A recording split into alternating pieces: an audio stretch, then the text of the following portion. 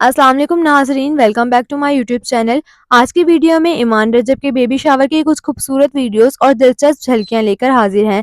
सबसे पहले तो कमेंट सेशन में सब लोग माशाल्लाह ज़रूर लिखें क्योंकि हमारी ईमान रजब आज कमाल क्यूट लग रही हैं।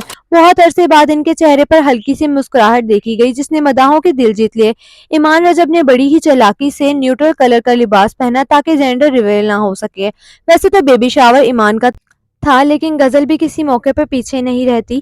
ऐसे तैयार हुई जैसे ये मेन फंक्शन इन्हीं का हो। खैर होने वाली फूफो होने के नाते इनका भी हक बनता है कि वो खूबसूरत लगें और फंक्शन को एंजॉय करें। लेकिन यहाँ एक चीज़ सबको हैरान कर गई। ईमान के साथ एक ऐसी औरत को बैठा देखकर फैंस नाराज़ हो गए। लोगों का कहना था कि रजब को इस औरत को इस फंक्शन में नहीं बुलाना चाहिए था क्योंकि ये वही खातून है जिन्होंने पहली बार ईमान और रजब के दरमियान फूट डलवाई थी। यही वो आंटी हैं जिन्होंने घर के राज सबके सामने बताए। ये तक कहा था कि ईमान को तो महारानी बनाकर रखा है और शादी में जहेज का 1 रुपया भी नहीं लिया। फैंस का कहना है कि भला ये आंटी कौन होती हैं कि घर की ज़ाती बातें दूसरों को बताने वाली। अगर आप नहीं जानते तो बता दूं, ये वो आंटी हैं जो तकरीबन हर फंक्शन पर कवालियां पढ़ती नजर आती हैं। बहरहाल जैसे ही बेबी शावर को मजीद वीडियोस और तस्वीर सामने आएंगी सबसे पहले आपको यही हमारे चैनल पर दिखाई जाएंगी। लिहाजा हमारे चैनल को फॉलो करें और सब्सक्राइब करना ना भूलें।